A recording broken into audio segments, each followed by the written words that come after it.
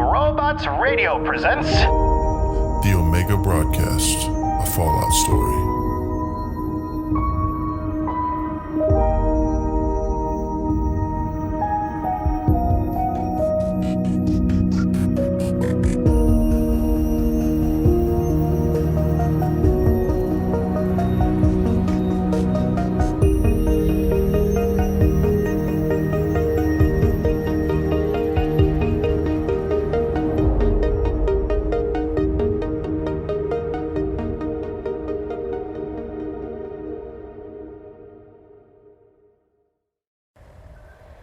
Attention. If you're out there, if you're looking for a place to stay, a place to rest, the Omega is open for you. The coordinates are in this broadcast. Just program them into your map and head this way. Alright, sounds good. Let me just input these coordinates. Set this loop. And done. Awesome. This is going to be great.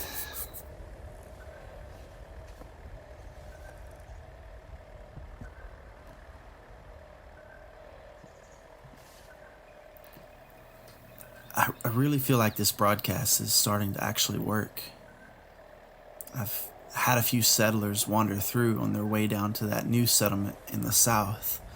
I think it's called Foundation. I've also had a few people come by and decide that they want to make Omega their home for a while. One person that came through is this old ghoul named Carl. You know, come to think of it, I haven't met that many ghouls out here in Appalachia. Well, except the feral zombified ones that want to kill me all the time. And there's that one guy at that wayward bar down by Vault 76, but yeah, that's about it. Carl seems like a great guy. I mean, he's a bit weathered by the world, but all in all, he's a genuine guy. He wears an old camouflage baseball cap with one of those mullet wigs sticking out the back. It's an odd choice of headwear, but, you know, he says it's classy. I personally think it's just so he can have hair and try to look a bit more human, even though the scruffy voice and lack of smoothish skin kind of takes all that away. He was in construction before the war and said he's been traveling the East Coast from Boston down here to West Virginia looking for a place to settle, and he felt like he could make Omega his home. I mean, he pretty much does everything around here. He helps keep the walls fortified, the plumbing, well, what plumbing there is, intact. He runs my farming. Hell, he's even built a water purifier so we don't have to keep boiling water every time we want a damn drink. I mean, he's essentially my right-hand man. And, you know, with having someone like that come in, I felt like I could finally go out and try to find answers. I could try and figure out ways to make this world better than it was before. So I did that, and I decided the first place I would go back to is Point Pleasant and visit my old home. I had tried once about a year ago when I first left the vault, but the town was overrun with scourge, and I just didn't feel all that hopeful about what I might find. But I'm so glad I decided to muster up the courage and go back. And you won't believe the things I happened to find. Using my Vault Tech issued Pip-Boy, I'm able to record logs of my travels, and so I'm gonna play for you what I've discovered. Let me just load this holotape here into the terminal, and there.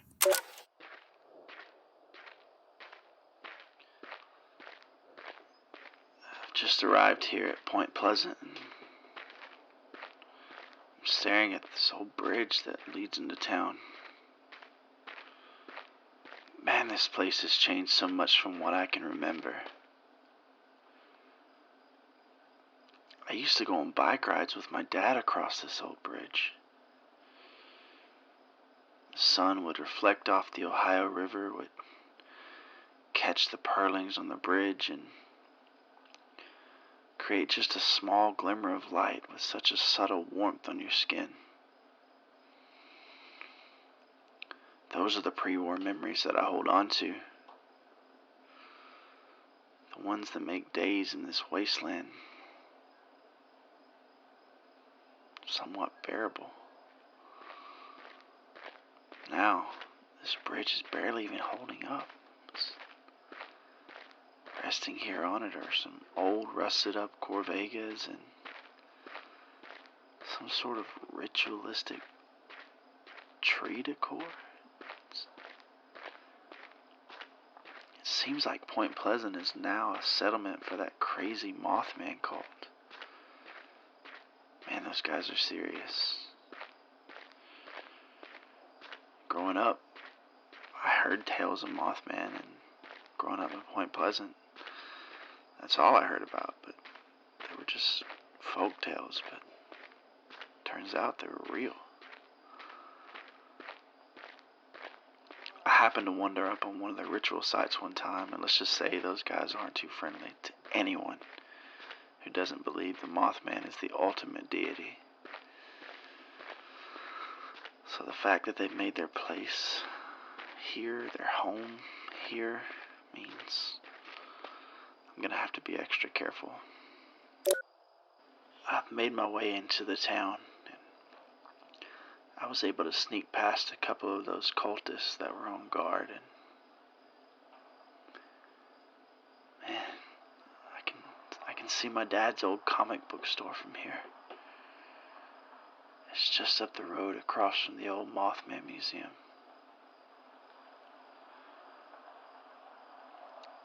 I'm gonna head there and see if I can find anything. That's just great. The door is locked. You'd think 26 years later this door would have been busted open. I'm gonna have to pick this lock. Come on.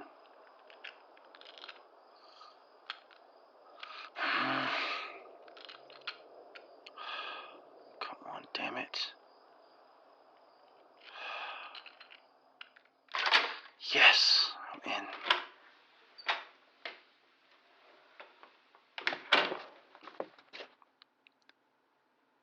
Man, this place hasn't changed at all from what I can remember.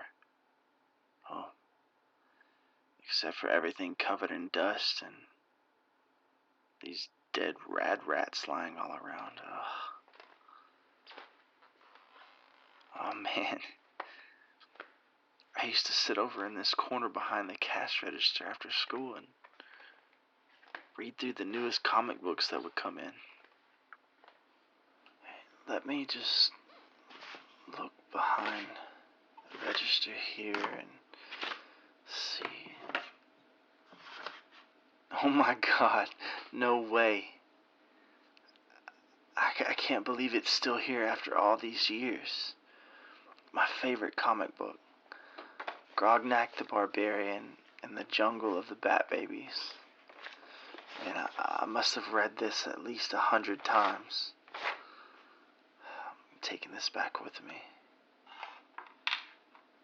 Wait. What is this? An old holotape? I never stored any holotapes in this spot. There's a label on it, but it's faded, and all I can seem to read is the word after. The rest of this label is just too corroded. I wonder if it'll play in this old gaming terminal.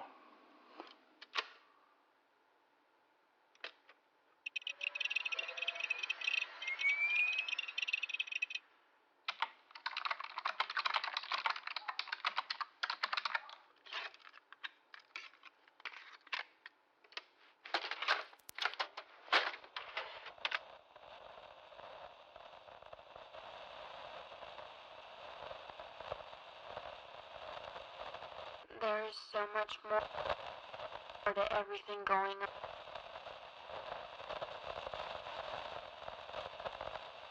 I promise that I'll find you when the time is right.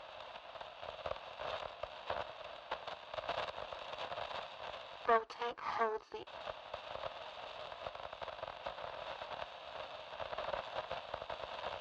Professor Hamilton.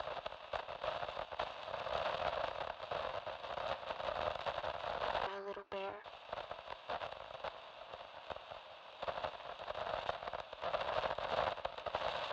Just keep rebuilding.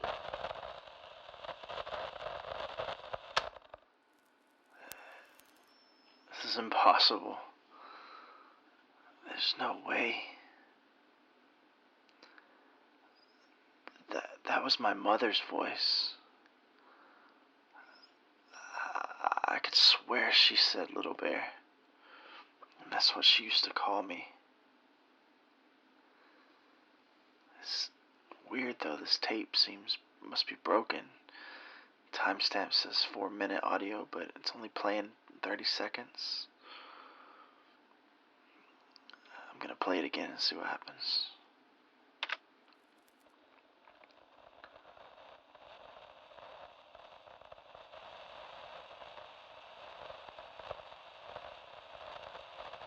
There is so much more to everything going on.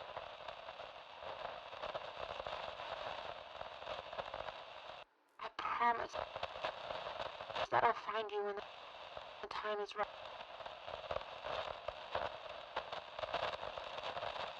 Go take hold, Lee.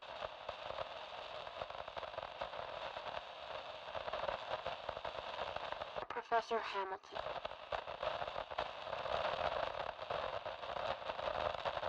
My little bear.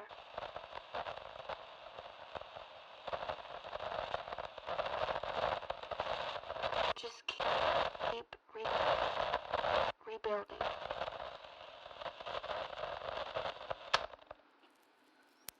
That's definitely my mom.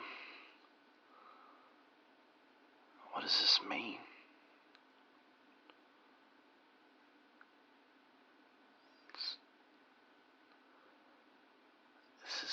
This is crazy.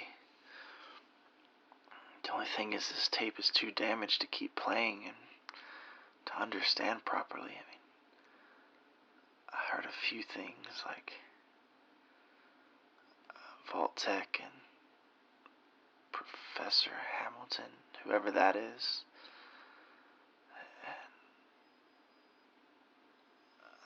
I'm gonna have to take this back to Omega and try and fix it.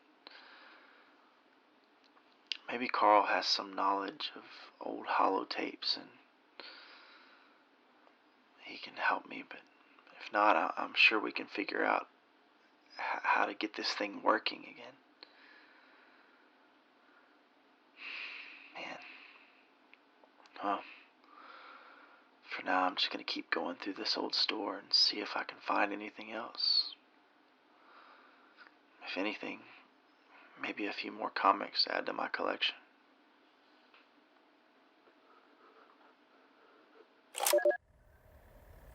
Alright, so this is where we're at. I've found a holotape with what I'm certain is my mother's voice on it. I mean, it has to be her.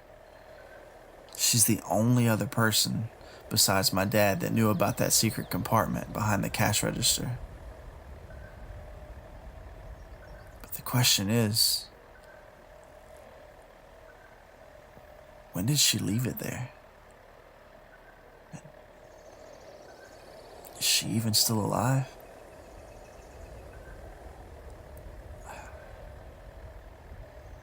The bigger question is, what the hell is actually on it?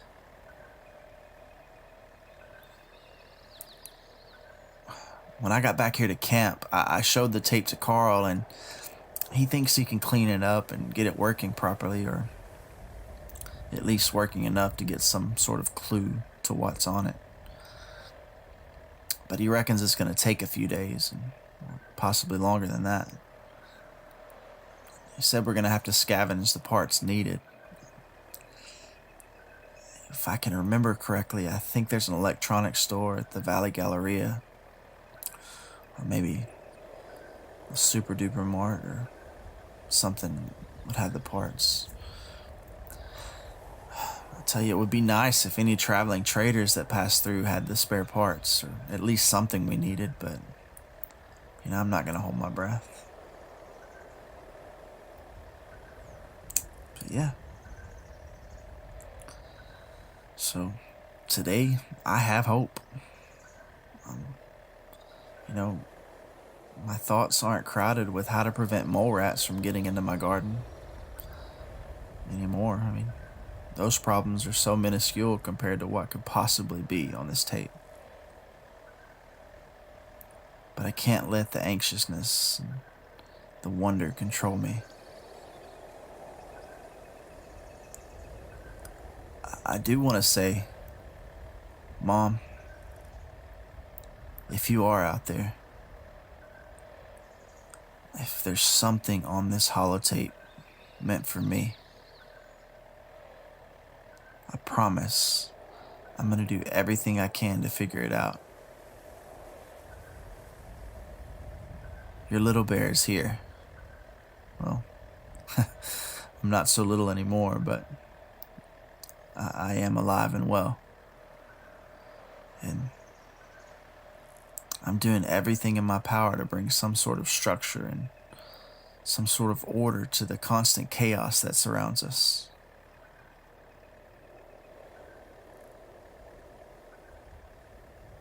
I'm gonna figure this out.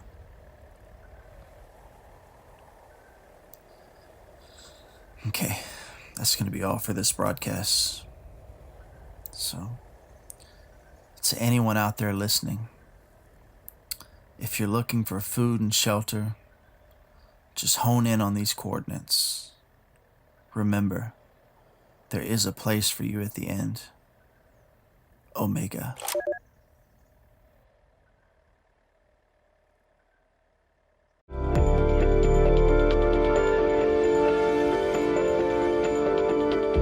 This is Bryan Gwatney, the creator of the Omega broadcast, A Fallout Story. I just wanted to take a moment real quick and just say thank you so much for checking out this podcast. I really hope you enjoy listening to these stories just as much as I enjoy making them. If you do enjoy this podcast, please let me know by liking, sharing, and even through your comments. Thank you again so much for your support. Remember, there's a place for you at the end. Omega.